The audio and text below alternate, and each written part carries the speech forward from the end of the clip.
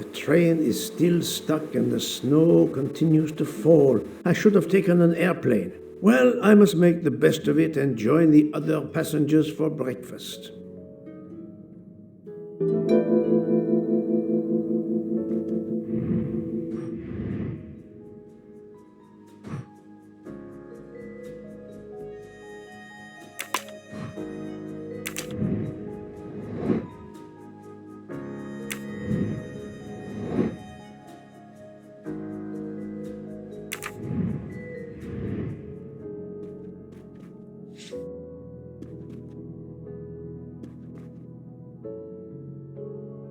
The train still hasn't left.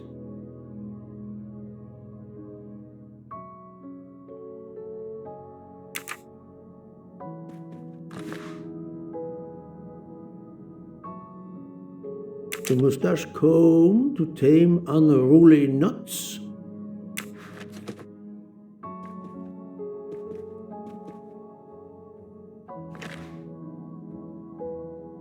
Wax to preserve the perfect symmetry of the mustache.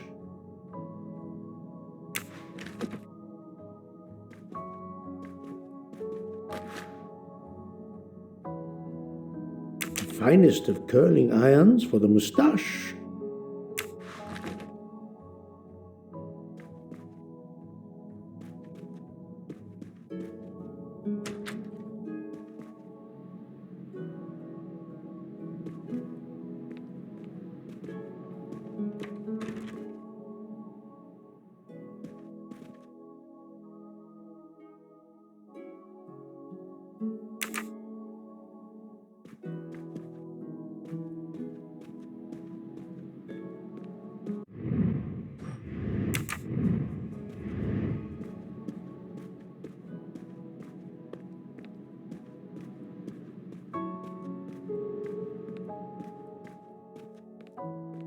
Good morning, Monsieur Michel. Good morning, sir.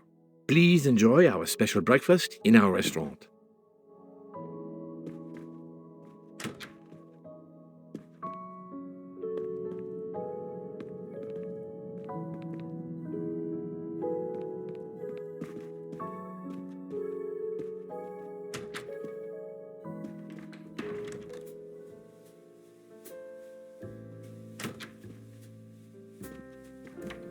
This delay is intolerable.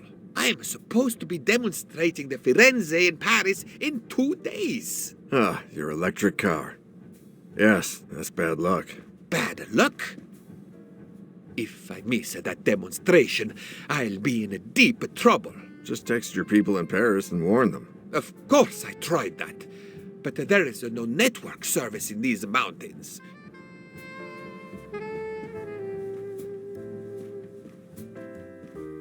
My daughter said it would be the easiest way in the world. Just sit on the train until I got to Paris. And now we may be here for days, and my boat sails the day after tomorrow. How am I going to catch it now? I can't even send an email to cancel it. I'm just too mad to talk about it. My colleagues were to meet me in Paris. They will wonder what has happened to me. I can get no words to them. What will they think? We have refugees to help.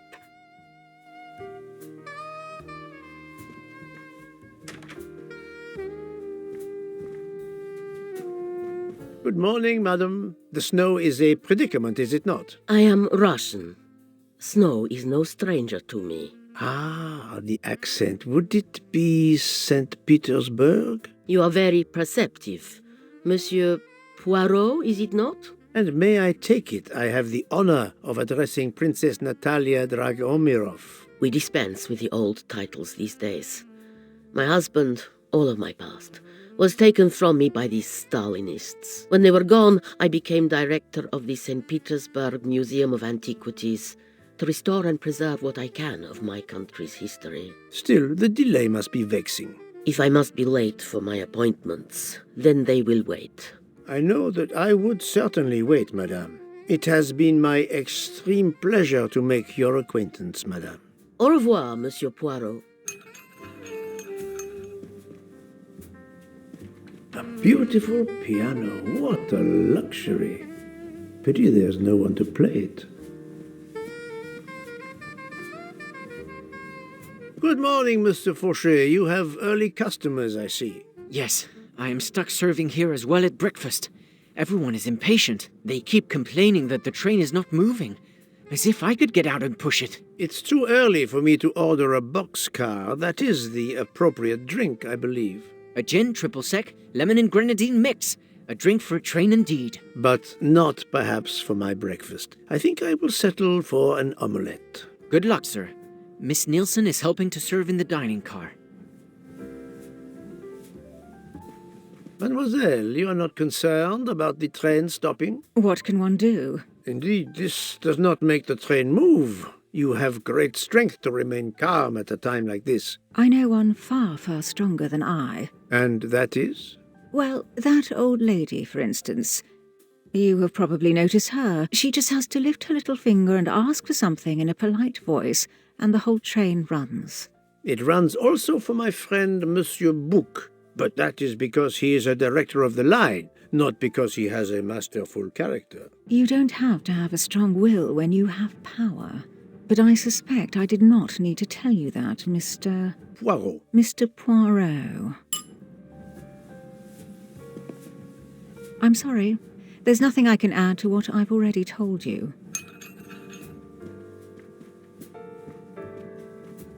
Please, do me the courtesy of leaving me alone, if you will.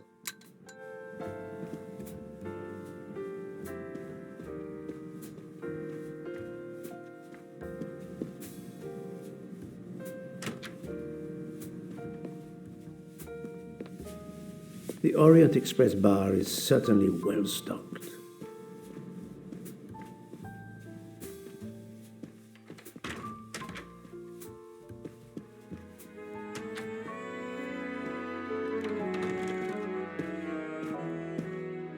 How long are we expected to be stranded here? It won't do much good complaining to me. That fellow there with the moustache, he may know something. Excusez-moi, sir. Yes? Monsieur Bouc asks for you to join him in compartment 203. Look here, Poirot. Can you tell us anything? I can tell you the snow, it will not move aside on its own. Of course, but you obviously have some influence with Bouc. I am going to see him now. I will ask him if he has any information.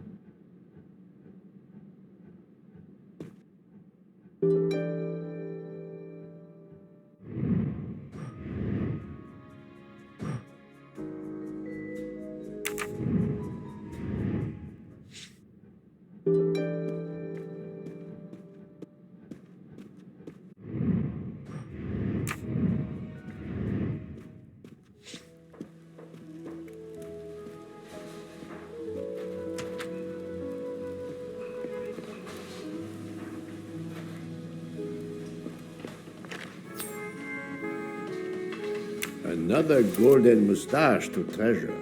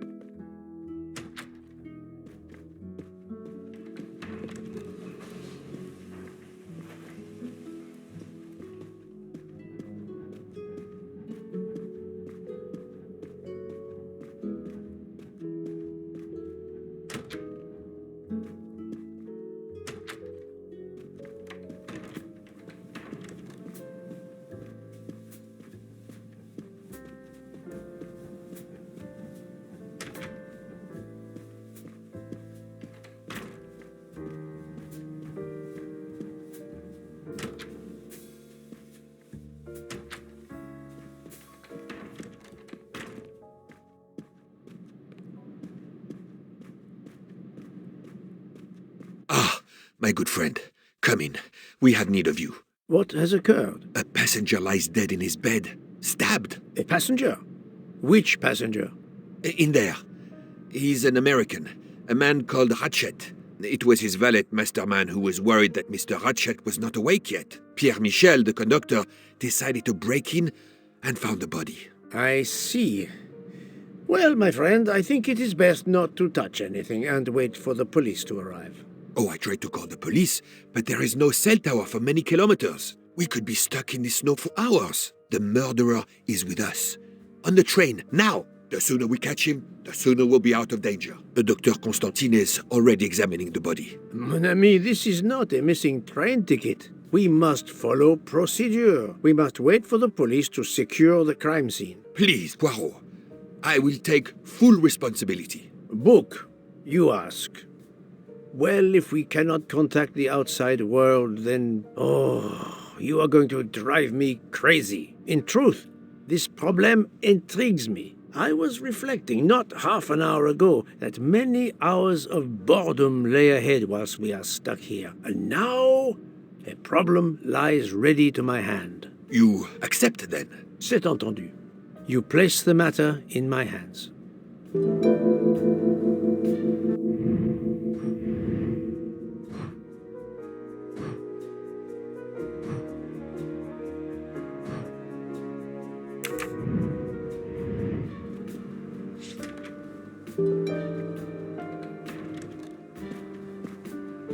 Mr. Poirot, I am Dr. Constantine. Forgive me, Doctor. You are a medical examiner? No, but I have assisted in post-mortems at Nairobi Hospital, where I am a teaching fellow. I am familiar with your excellent institution. I do not intend to perform a full autopsy, but a preliminary examination should be of some use. Of course. May I have a look? Then we can compare notes. Please. If you need any help, I won't be far away.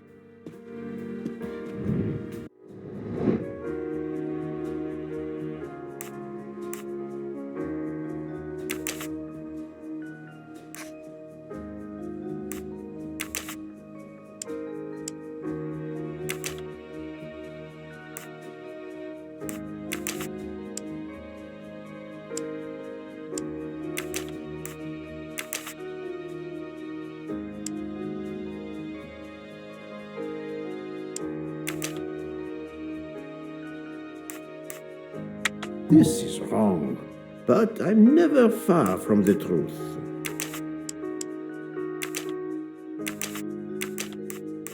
I must admit I'm not right this time.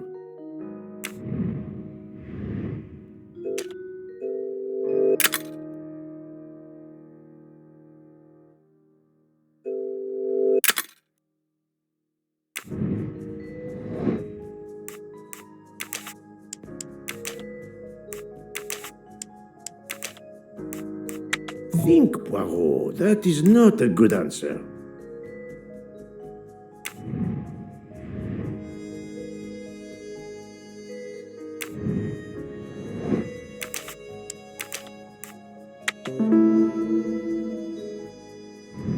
That's the right answer.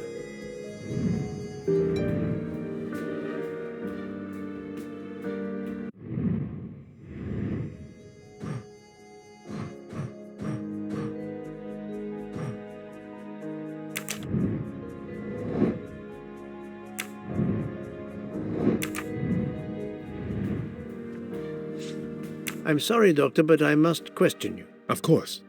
I must be considered under suspicion like everyone else. May I know your movements last night? I share compartment 101 with Mr. Booth.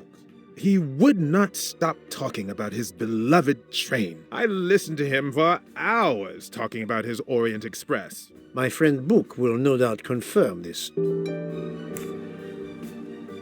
Did you know the victim? Not at all. I noticed him last night at dinner, but I did not pay much attention. Did you touch anything in here this morning? I checked for a pulse. There was none. Rigor mortis had commenced. The body was cool to the touch. I touched nothing else.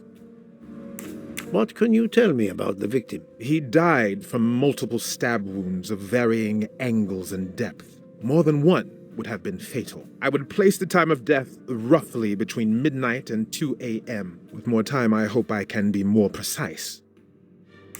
I assume the open window complicates matters. Indeed. Conditions are not perfect. Thank you for your help, Doctor.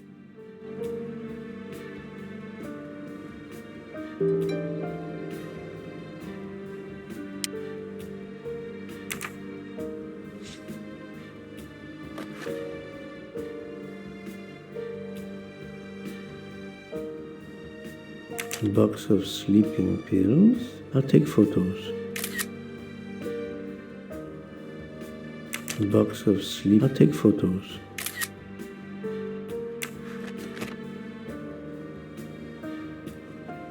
Where can the killer have gone?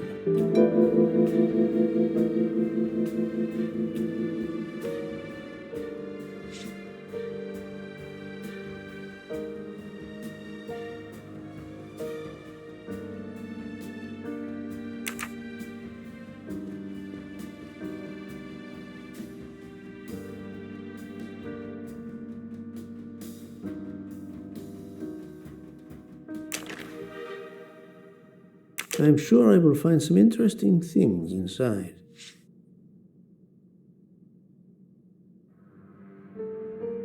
I'm sure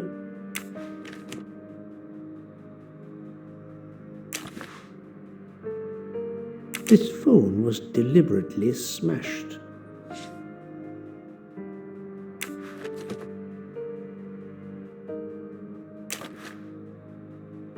Last night, Monsieur Ratchet said he takes precautions. I see now what he meant. He knew he was in danger and wanted to be ready, yet it was no use to him. I will leave it here for the police.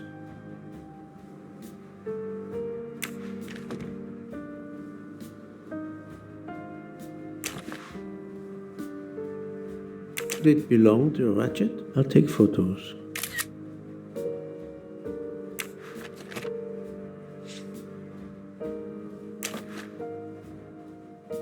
A handkerchief. There's a letter H embroidered on it.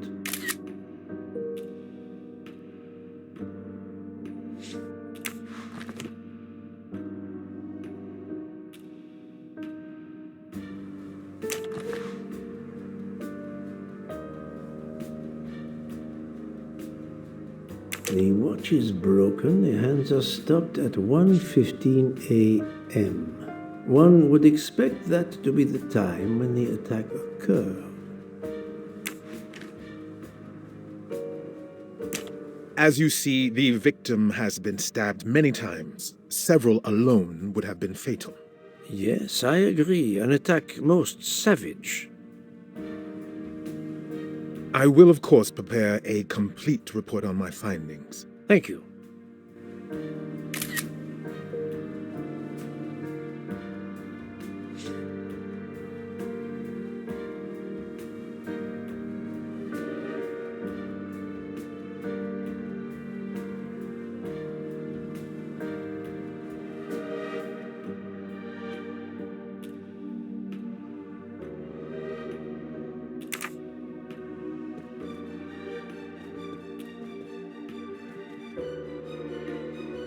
The snow is falling only lightly this morning. The murderer would have left tracks in the snow if he had jumped out the window.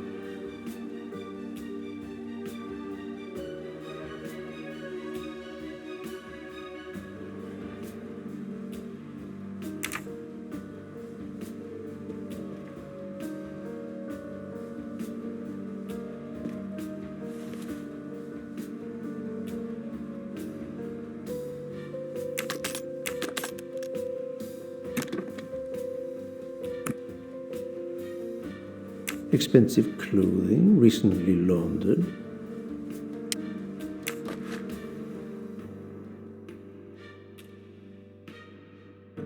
Not exactly the reading material one would expect of a man like Ratchet.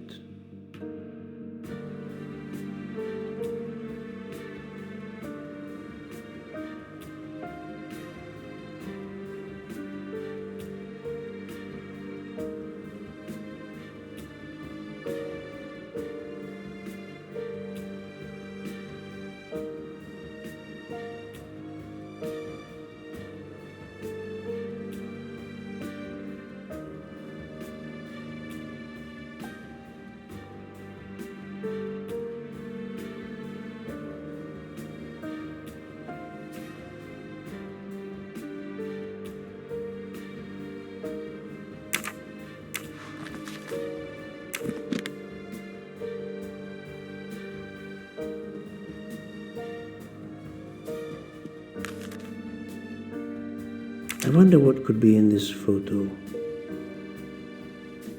I wonder what could be in this photo.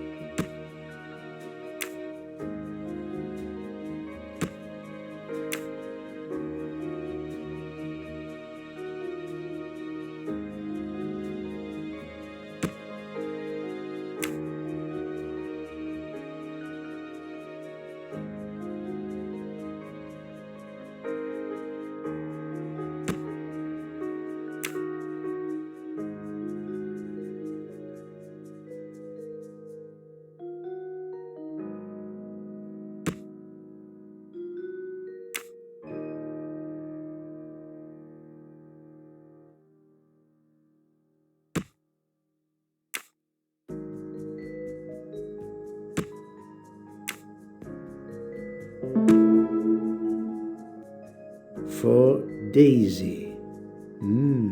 Interesting. That was easy.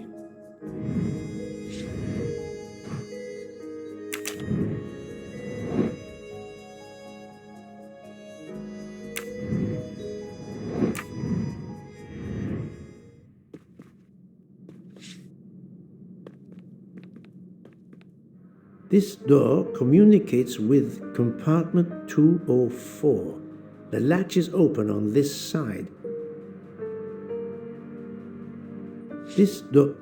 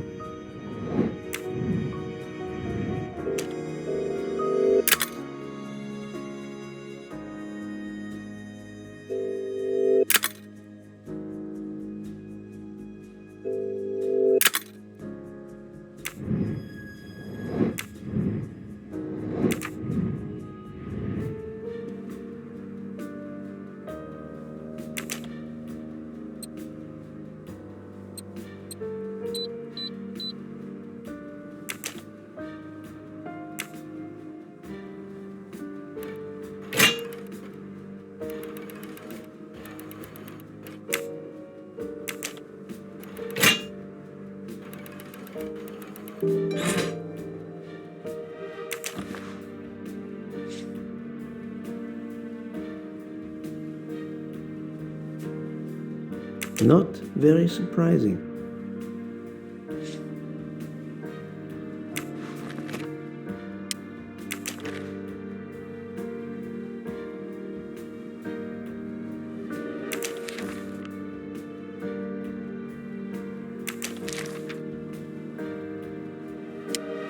Ratchet had an appointment he will never keep.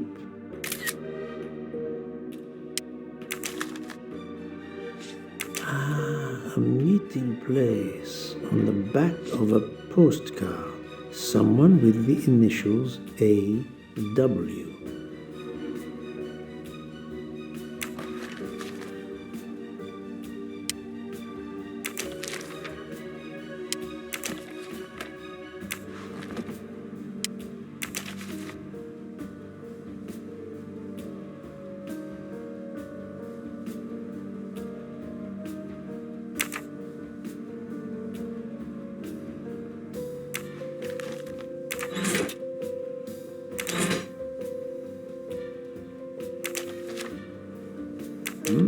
Unusual letter, this.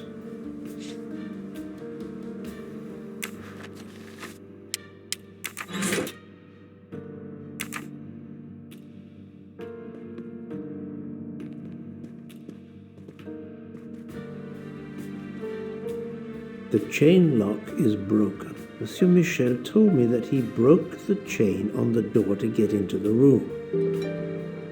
I shouldn't leave until I have finished inspecting the crime scene.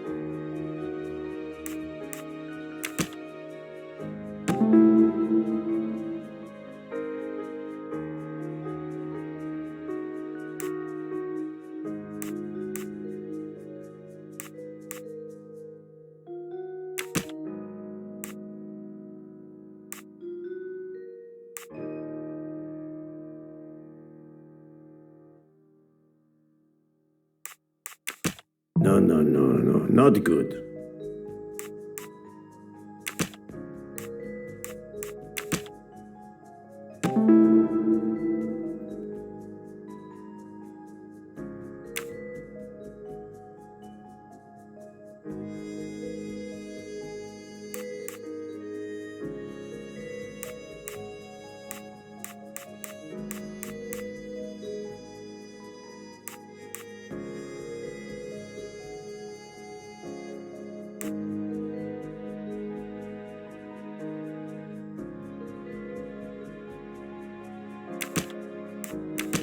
Think, Poirot. That is not a good answer.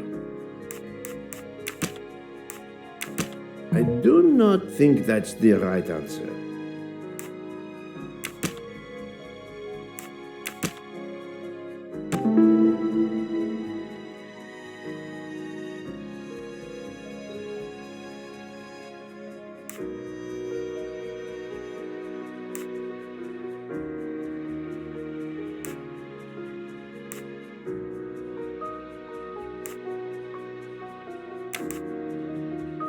So, the murderer must have exited through Madame Hubbard's room. I'm right again. That happens to me a lot.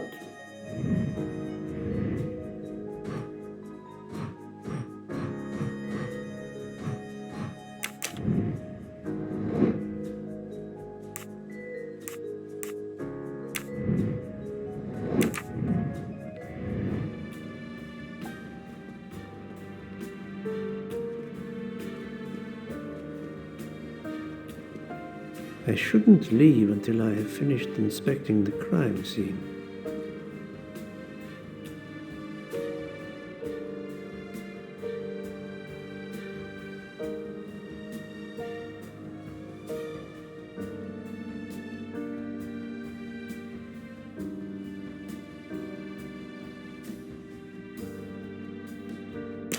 As you see the victim, several alone. Yes.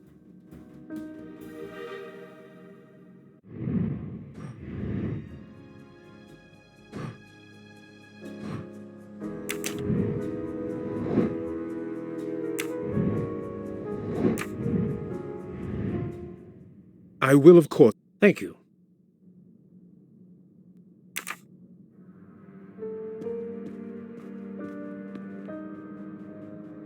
This door communicates.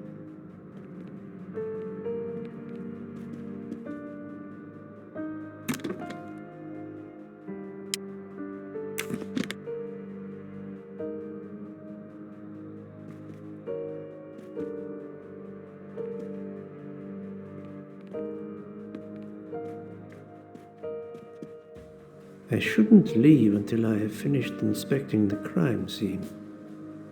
The chain lock, assuming I shouldn't. The chain lock, assuming